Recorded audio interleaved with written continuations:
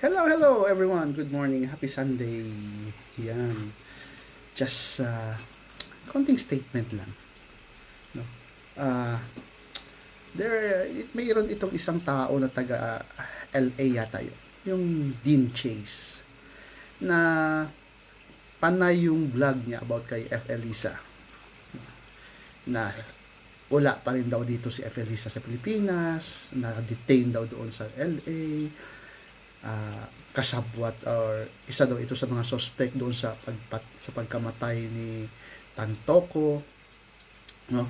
And may mga nilalabas siyang mga documents daw na magpapatunay na nandoon pa rin si F. Elisa or kasama nga daw si F. Elisa nung namatay yung si Tantoco.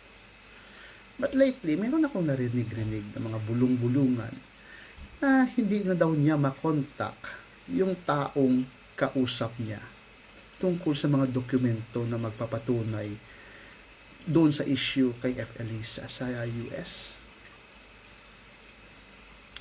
Boy, ano yan?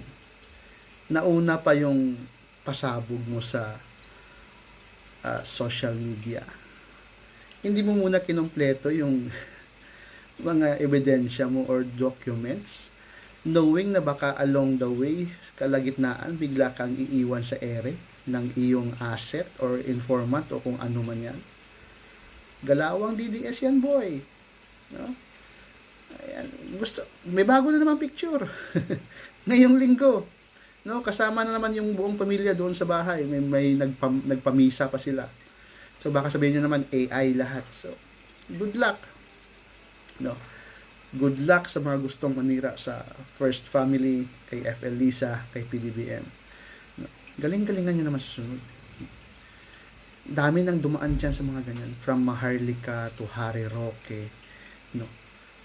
To Sara Duterte. Hindi sila nagtagumpay. Tapos ikaw, magtatagumpay. Come on. No?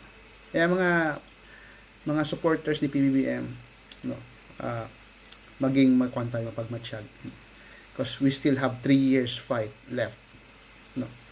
Gagawin nila lahat, no, para masira lang si PBBM at ang kanyang pamilya, no? So let's help, no, let us help protect them, no, para sa ating bayan, para sa Pilipinas. Maraming salamat. Happy Sunday everyone.